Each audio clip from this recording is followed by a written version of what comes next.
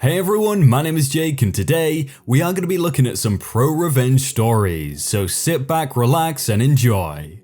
Denied my workers' rights, the company lost a lot of money. So for a bit of context you need to know, this company was pretty corrupt, and they ended up getting away with some shady stuff for quite a while before this.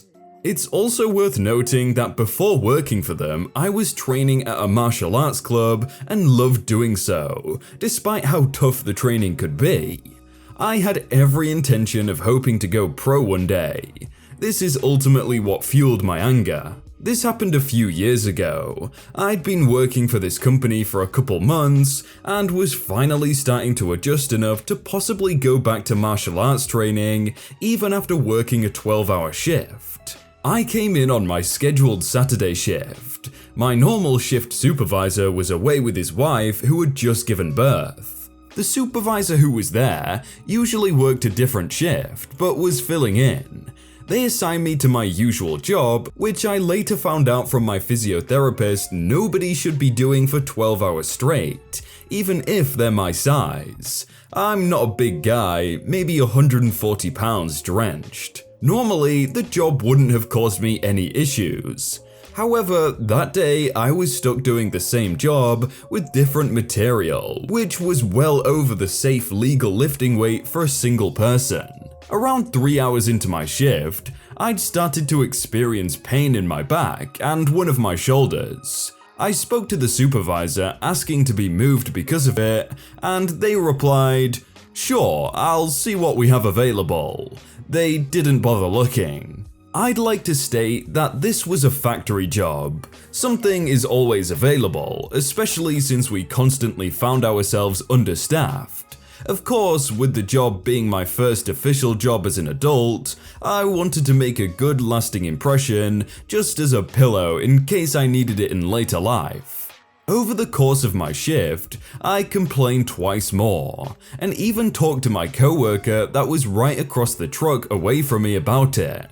Eventually, she started assisting me with lifting my now normally used material, seeing as I wasn't able to do it steadily alone anymore. The pain I was in was intense, and at the end of my shift, I went home and relaxed before it really hit me hard.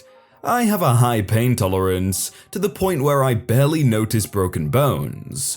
This pain put me in tears and made it extremely difficult to move. I called into work explaining the situation and informing them I wouldn't be in for work the next day, and if the pain didn't start to diminish, I'd be in the hospital instead. I took some over-the-counter muscle relaxers and mild pain medication before going to bed. I have never slept so badly in my life, consistently waking up in pain and barely being able to move. I ended up being awake when my mum went to work. She worked at the same place.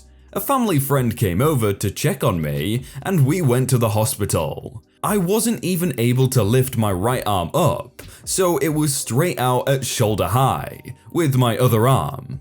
It was just more pain than I could take while keeping enough strength to just barely stand on my feet. The doctor said it was an overuse injury, and that I'd be fine in 2 weeks. They wrote a note stating that I was on modified duties for that time period, before I'd be fine to go back to my usual job.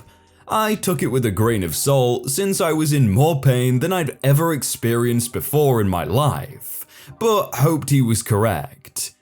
It's worth noting that they didn't splint my arm or give me any sort of medication, which possibly caused more work later on. I spent the next 2 days trying to rest as much as possible, still in a stupid amount of pain. Wednesday rolled around and I went in for work. My normal shift supervisor was happy to see I was alright, and apparently had gone off on the other supervisor for letting something like this happen to one of his employees. I was assigned modified duties as the doctor instructed, and went to work after being shown what I was doing. Around an hour into my shift, the pain in my shoulder got much worse. My arm started to go purple, and I felt pins and needles, constant pain in my jolts from my shoulder all the way into my finger knuckles, and there was sweeping pain and sharp stabbing pains as well. It got so bad that I started to feel nauseated, and my vision was fading in and out. My coworker noticed this and asked if I was alright. I replied no and asked her to get the supervisor for me. I told the supervisor I needed to go back to the hospital, and they said I'd have to fill out the incident report sheet. I'd asked if they can get it for me, and they said they would be back with it ASAP. At this point, it was around 8 AM. I didn't see the supervisor again until 10 AM, and they most certainly did not have the papers I needed to fill out. So I asked again. At this point, I was barely holding my composure, and again was told they'd get it for me ASAP. My coworker had started to get very worried about me and said that they honestly wouldn't have stayed half as long as I had at that point. But I like to do things properly and wanted to resolve things as quickly as I could, then leave. Over the course of the next hour, I asked multiple times to get this paperwork so I could leave for medical treatment. At 12:30-ish, I'd had enough. I was livid and didn't care about my language filter anymore. I spoke to my coworker and told her I was going to the hospital the second my family friend arrived to pick me up, and then pulled out my phone to call them right there. She looked at me and said, "Alright, I'll tell the supervisor after you leave, because this is BS."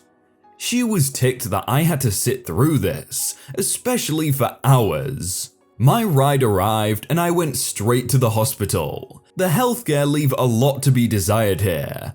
I sat there for, I kid you not, another 5 hours before finally being pulled into a room where I sat for another hour. My mother made it to the hospital before I was even looked at.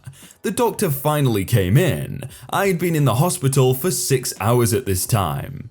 They had me do exactly the same thing as the original doctor did and told me it was simply an overuse issue.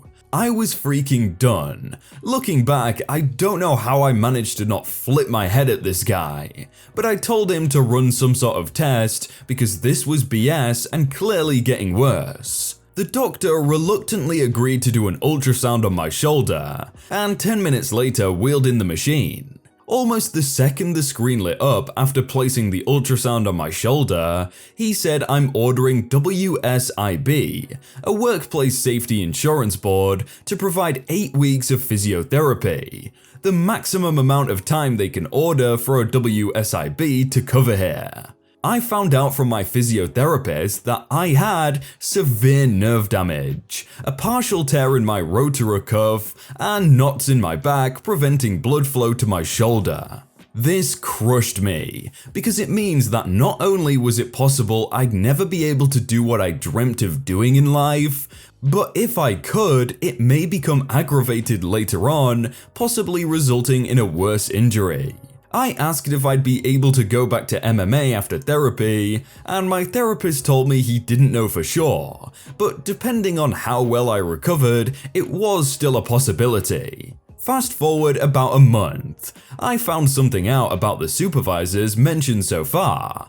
They both actually tried to comply with my requests, but the owner micromanaged things in a way that made them unable to do it.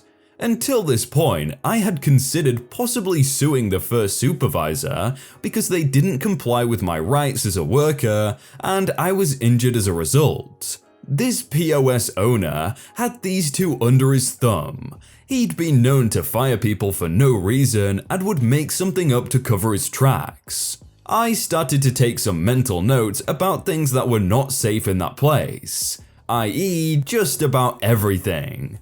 The major ones were obvious though. They had dangerous chemicals all over. And I mean, these chemicals were all over the place. And the chemical room was 1, not properly isolated, 2, not stored properly, and 3, not even ventilated. Furthermore, they had the freaking deaf guy driving the forklift.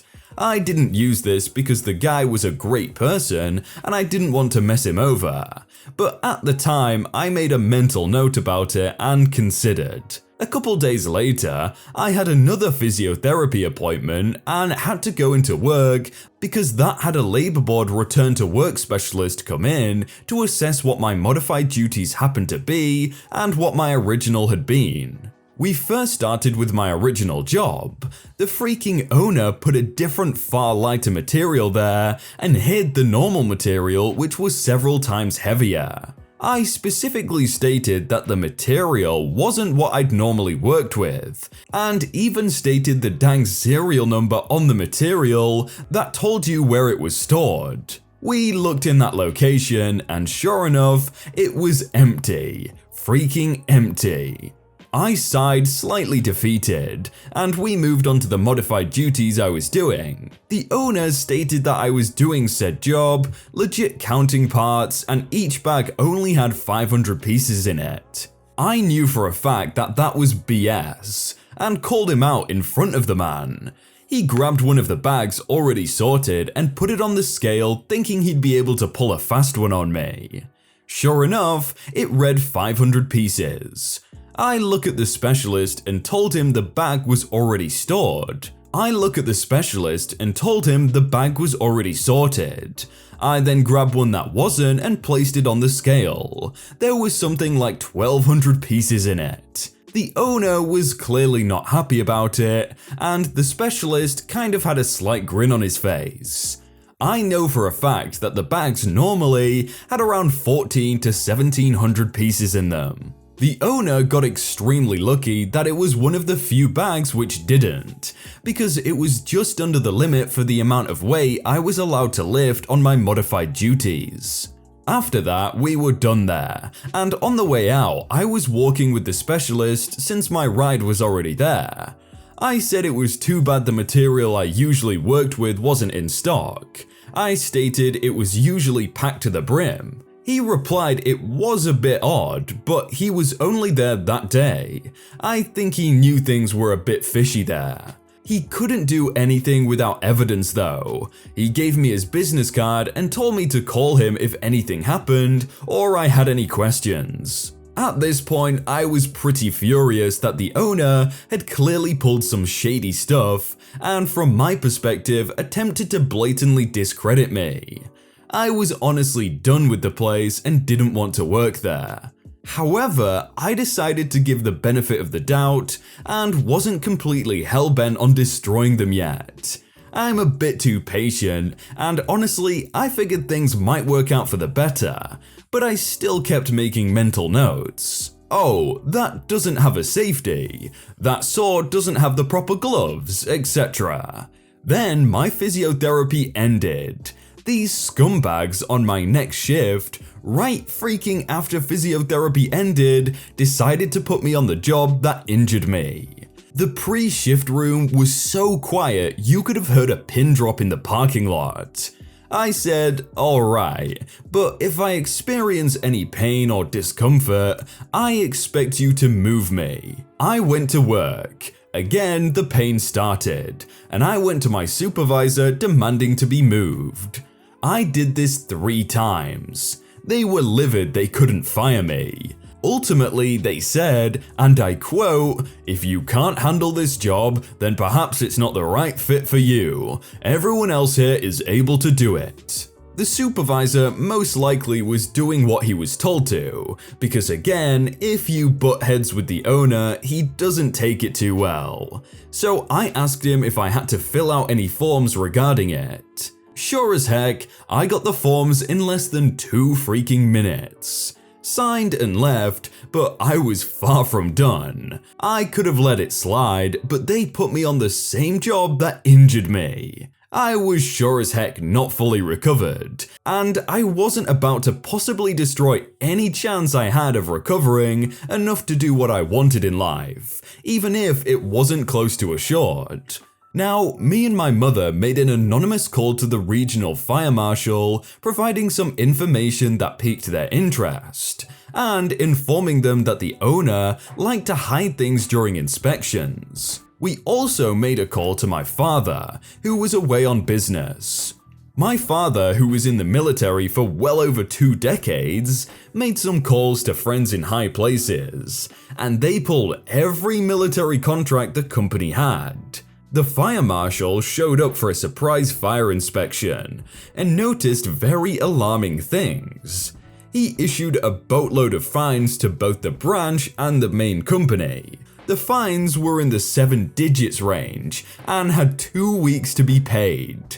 The owner had to pay the branch fine himself. They also ordered the branch to shut down until the issues were fixed. I found out 2 months after this that they now have over 30 labor board investigations going on, and their truck for delivery doesn't go out even half as much as it used to. Nobody lost their job over this, but several people I knew who worked there moved on to better jobs. Wow, I bet those companies like, was it WSIB? Pretty much like the OSHA of Canada. They just loved that. If you want to see some other videos like that, then click on screen right now. And if you want to subscribe, that'd be awesome too. But I will see you very soon.